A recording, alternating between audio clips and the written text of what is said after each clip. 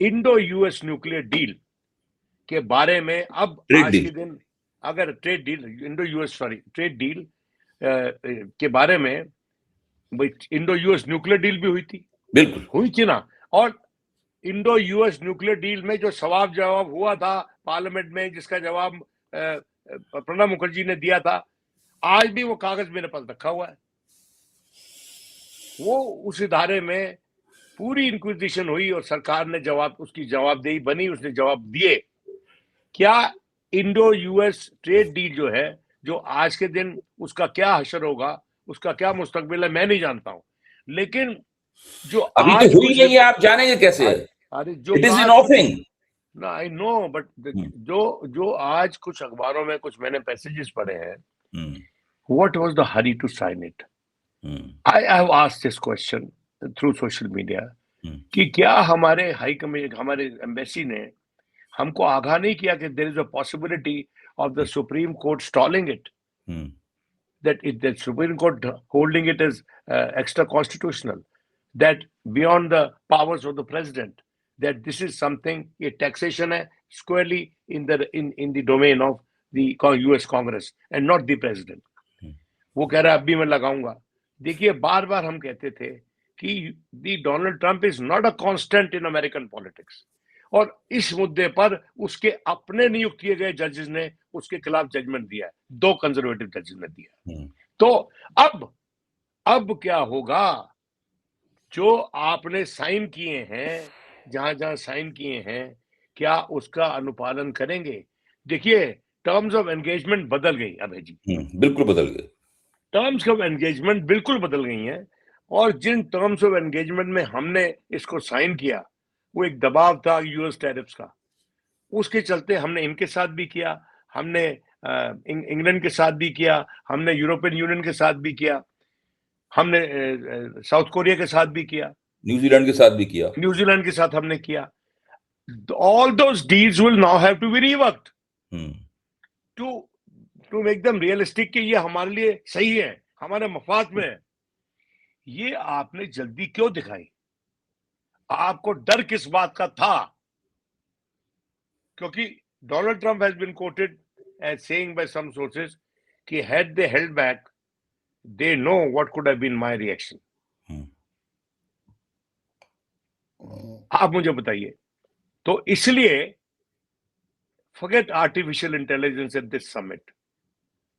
The government needs to demonstrate basic, not just intelligence, basic understanding, basic appreciation कि भाई ये हो सकता है। कॉमन सेंस तो दिखाओ, इंटेलिजेंस छोड़ दो। When the government in certain matters is showing an absence of common sense, common sense क्या कहती है? आपको जबरदस्ती जल्दी में कोई भी डील नहीं साइन करनी है, और इतनी व्यापक डील। अब हमारे को क्वाड पे जवाब नहीं दे रहा है कि क्वाड में आएगा कि नहीं, क्वाड को आगे बढ़ाएगा कि नहीं डोनाल्ड ट्रंप। तो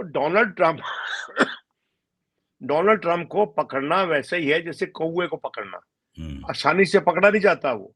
और दूसरा, अब डोनाल्ड ट्रंप का हशर क्या होगा? ये जो आज सुप्रीम कोर्ट का उनका जजमेंट आया है कल रात से, हम तो सुन ही रहे हैं कि वो लोग क्या कह रहे हैं। वो जजमेंट जो है अभय जी, उसके बाद ये उसकी it has broken the back of his economic policy to make America great again. उसको to make America great again, उसके एक तो वो जो आते थे इन्फिल्ट्रेटर्स, जो भी माइग्रेंट्स हैं, उन पे रोक लगाना, ठीक है। और दूसरा कि हमारे दम पर हमको एक्सप्लॉइट कर कर लोग पैसा बटोर रहे हैं, पैसा कमा रहे हैं, और उसके चलते ये जो टैरिफ का स्ट्रक्चर वो लेके आया कि हमको अब बिलियंस ऑफ डॉलर्स मिल रहे हैं। Now there is 140 billion US dollars worth of import tariff has been charged, जो कंपनीज ने दिए, कंपनीज ने पे किया है उसको, वो कैसे वापस मिलेगी? उसके बारे में जजमेंट बिल्कुल चुप है, जजमेंट ने कुछ नहीं बोला। और इस दम पे डोनाल्ड ट्रंप बोल रहा है कि ये जजमेंट जो है ठीक नहीं है। लेकिन सच्चाई ये है कि आपने अपने अधिकार के बाहर ये टैरिफ इंपोज की, और आपने नॉर्मल डिप्लोमेटिक प्रैक्टिस की वायलेशन में मुल्कों पे दबाव बनाकर उनसे सिग्नेचर करवाए। It is totally unreal. ये पूरा स्ट्रक्चर ही अनरियल है, अनरियलिस्टिक है कि एक तो आप जजमेंट अब आपको वापस नहीं करोगे तो उसका क्या कॉन्सिक्वेंसेस होगा, लिटिगेशन होंगे अनंत।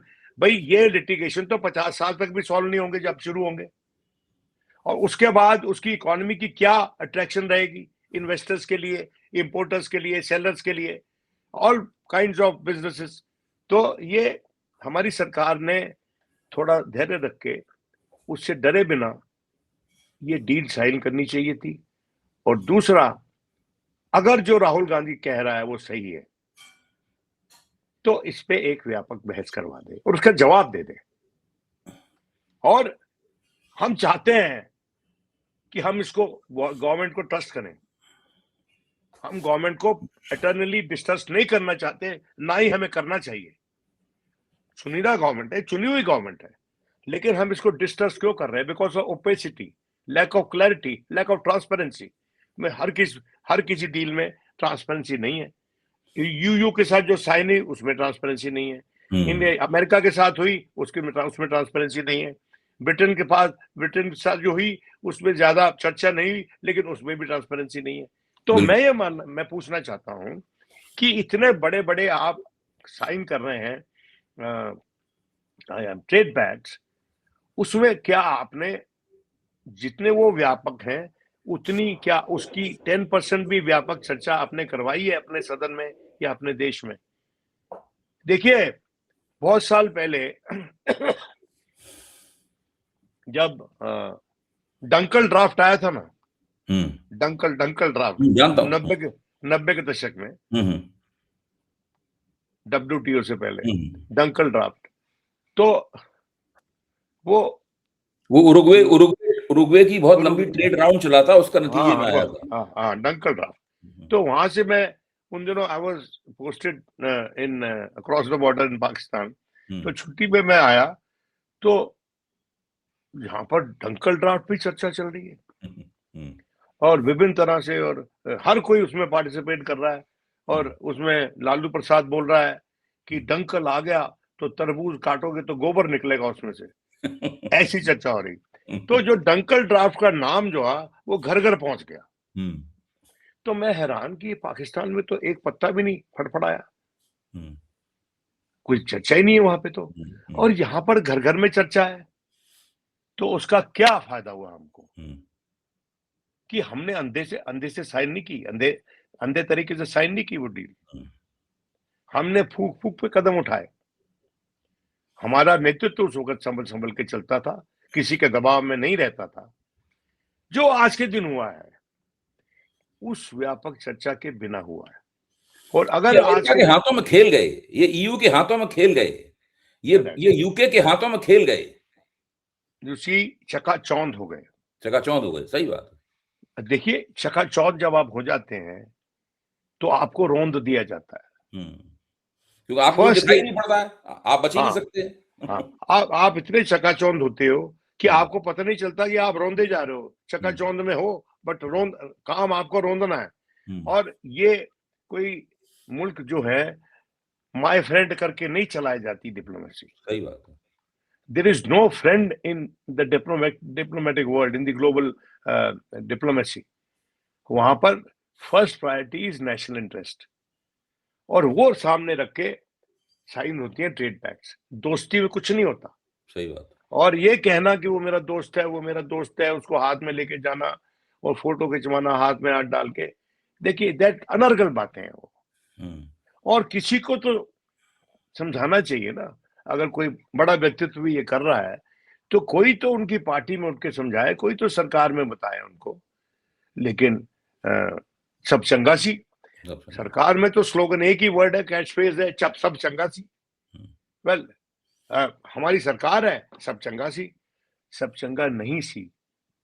सब चंगा जब होगा जब आप खुलकर जनता को बताएंगे कि क्या किन कारणों से ये पैक्ट्स आपने साइन किए हैं। अब बताइए कि जो पैक्ट आपने जितने भी साइन किए हैं, आप शोध करके, स्टडी करके सिचुएशन को, फाइनल कॉल जो लेती है वहां की सरकार, उसको देखकर, सुप्रीम कोर्ट को वहां की रवैया देखकर आप इस देश के आवाम को कॉन्फिडेंस में लीजिए और उनको बताइए कि इन डील्स के क्या फायदे हैं और क्या नुकसान है, और अगर जो नुकसान है वो जरूरत से ज्यादा है तो how will you correct that situation. अच्छा, ठीक है आपकी बात। इसी बात से जुड़ती हुई बात ये निकलती है कि क्या वो समय नहीं आ गया है कि सरकार को अमेरिका के साथ, चूंकि डील पे अभी दस्तखत नहीं हुए हैं, इसलिए सरकार के पास मौका है कि वो उस डील को पूरी तरीके से रीनिगोशिएट करे, अपनी शर्तें रखे और कहे कि अभी तक जो आपने जो संयुक्त घोषणा पत्र पे दस्तखत हुए हैं, भाई जो क्या हुआ है, केवल एक ही डॉक्यूमेंट में दस्तखत हुआ है, वो डील नहीं है। वो तो वो डील का फ्रेमवर्क है, डील का फ्रेमवर्क है, फ्रेमवर्क है। तो डील के फ्रेमवर्क को बदलने के लिए इंटरिम फ्रेमवर्क। हाँ, इंटरम तो बाद में आएगा, इंटरम इसके हाँ बाद आएगा। इंटरम भी नहीं है वो। हाँ, इंटरम भी नहीं, वो इनिशियल है, इनिशियल। फ्रेमवर्क है। हाँ, फ्रेमवर्क है। तो हाँ, उस फ्रेमवर्क को बदलने के लिए इनको इस प्रस्ताव रखना चाहिए कि इस फ्रेमवर्क के तहत डील नहीं हो सकती।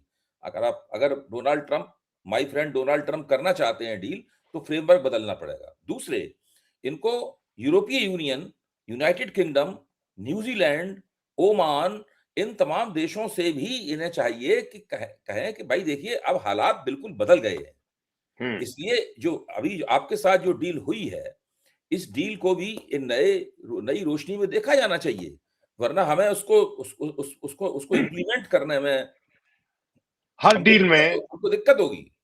अभय जी, हर डील में होता है subject is called the clause is force majeure. हाँ, the clause of force majeure, force majeure, unforeseen circumstances के चलते हाँ, देखा जाता है कि subject to clause force majeure we will deliver on our promises in this deal by this date.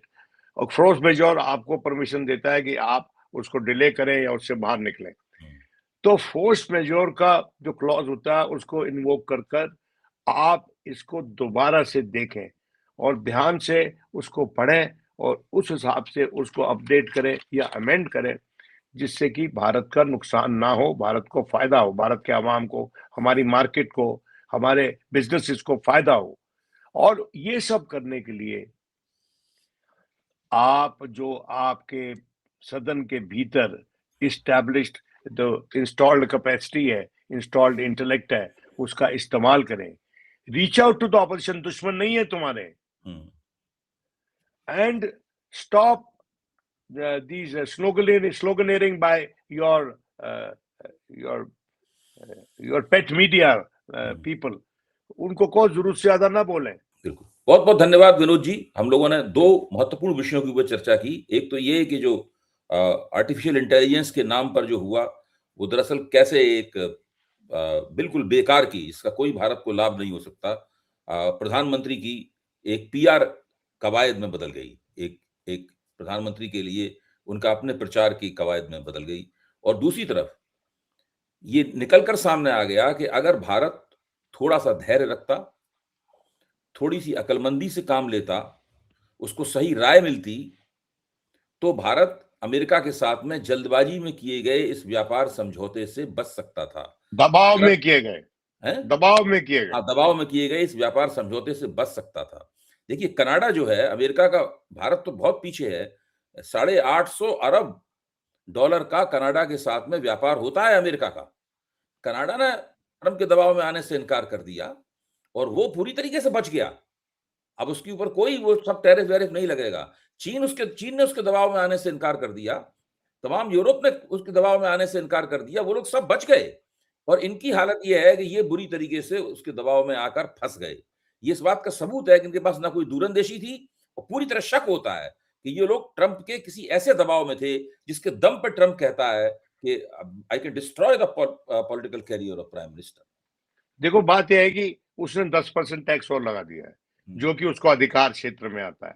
1.5 महीने के लिए, 150 दिन के लिए वो लगा सकता है। और ये जो टैक्स लगाया है हम पे, ये 18+10 है क्या? ये तो बताए सरकार। हो गई, हाँ बिल्कुल, ये 18+10 है क्या?